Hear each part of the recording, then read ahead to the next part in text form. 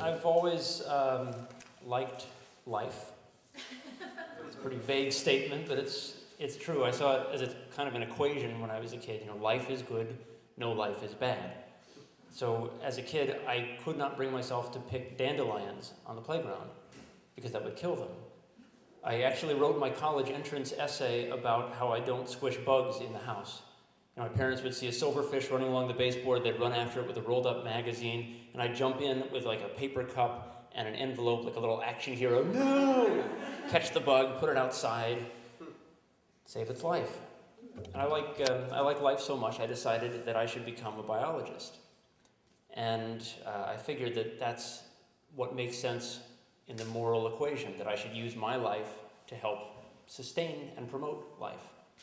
It's kind of a foolishly altruistic way to choose a career, but that's what happened. A few years ago, I was getting my PhD. I was working on designing new drugs for malaria, and some of the drugs that we were working on in my lab actually started to look like they might work. They were killing the malaria parasite in test tubes. And so one day my advisor came up to me and he said the words that I had hoped he would never say. I think you should start animal testing. Now, my stance on animal testing is probably the same as a lot of yours. I know it's necessary, I know it's helpful, I know that countless human lives have been saved because of testing on animals. I know that countless animal lives have been saved because of veterinary vaccines and agricultural medicines that have all been developed that could not have been developed without testing them on animals. I know all this, but I never wanted to be the one to do the tests myself. And there's a name for this particular moral position. It's called hypocrisy. And for most of us, it's a really easy stance to take because it's not going to come up, right? No one's going to run into your office on Capitol Hill on Monday and say, here, inject this into a rat. And if they do, you call security because that's weird. But suddenly there I was doing these mouse tests. The very first thing I had to do was a basic toxicity test. So before you can test whether your drugs will cure malaria, you test whether the drugs themselves are innately toxic. And the way to do that is inject it in different amounts into 4 mice. And then you observe the mice for 2 weeks and see if they die. And then when the mice didn't die, I killed them. I had to kill them and basically take them apart. Take their organs, separate the organs, section them, look at them under the microscope, and then see that everything came out okay. And this allowed me to write the sentence, gross pathology appeared normal. So that was that equation.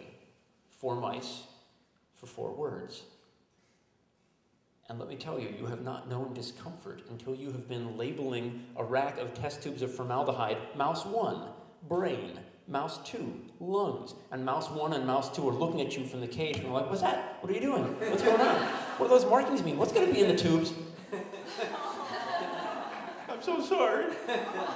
I used to apologize to the mice all the time under my breath as though it were actually going to mean something to them.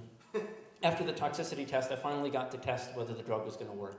So the way you do that is you give a mouse malaria, then you give it the drug, and you see what happens. And the best I possibly did was that our drugs allowed the mice to live for 9 days after getting malaria instead of 5 days. That's it. Not really a stellar result. But my advisor didn't want to stop there because now he had a student in his lab who was working in the animal facility, which he never had before. And so he said, well, what if you try it again with a slightly different strain of malaria? How about if you increase the dosage? How about if you lower the dosage? How about twice a day? How about 3 times a day? How about in combination with other drugs? And the next thing I knew, I was doing these larger and more complicated tests and killing more and more mice. I think the procedure that I hated the most was something called exsanguination. If you remember your Latin roots, you can pretty much figure out what that means. See, in order to give a mouse malaria, you have to take the infected blood of another mouse and inject it into that mouse, which means there are some mice whose only job is to live, get malaria, and then get exsanguinated.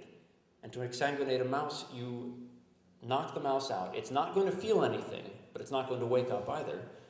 You put a needle in the side of its heart while the heart is still beating, and you draw out all the blood. And if you pull too hard on the needle, you collapse the wall of the heart, you don't get any more blood, you've wasted a mouse. That happened a few times.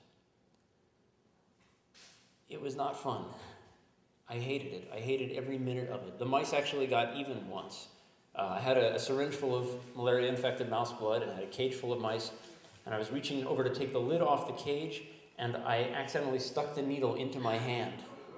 I was fine. Humans can't get mouse malaria, but I had to do a whole day's worth of OSHA paperwork, so that was my penalty. I could see the mice giving each other little high fives. I guess it was high fours. They only have 4 fingers, don't they?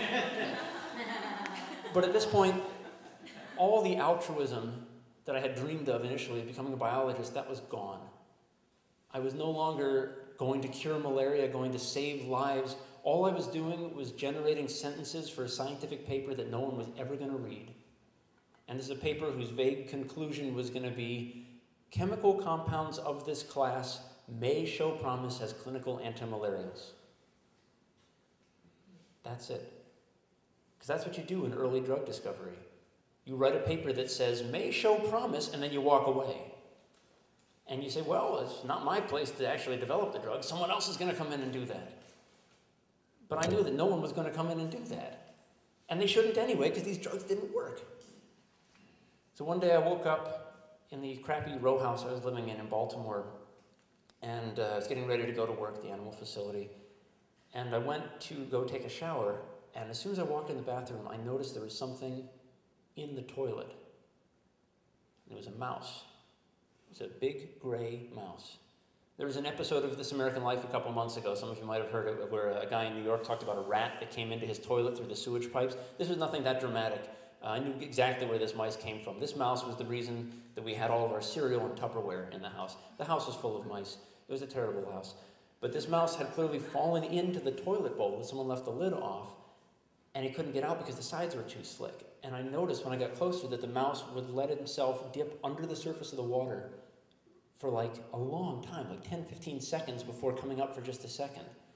This mouse had clearly been in there a long time, and it was exhausted.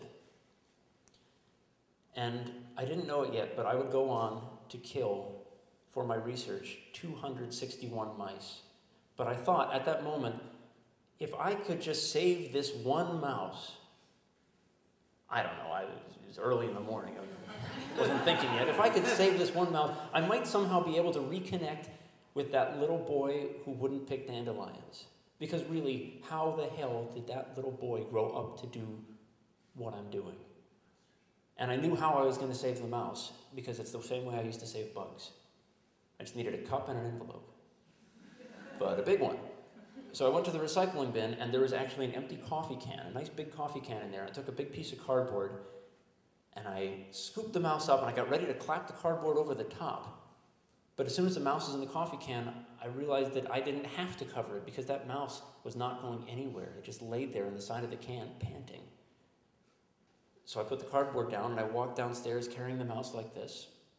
I walked down on the front lawn in my bathrobe, and I laid the mouse in the grass there, and I went back in the house.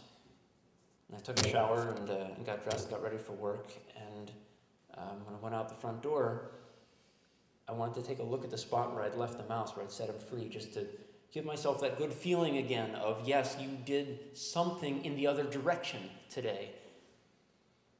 And that's when I realized there's a difference between bugs and mice. So you can put a bug outside in any weather, but if you're going to put a wet mouse on your front lawn, make sure it's above freezing. I made a mouseicle.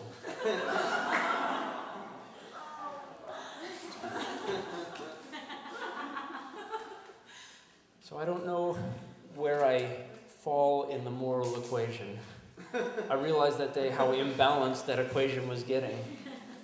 I guess I showed the world that I'm not a hypocrite. Or maybe I'm more of a hypocrite for killing the mice while apologizing to them. I don't know.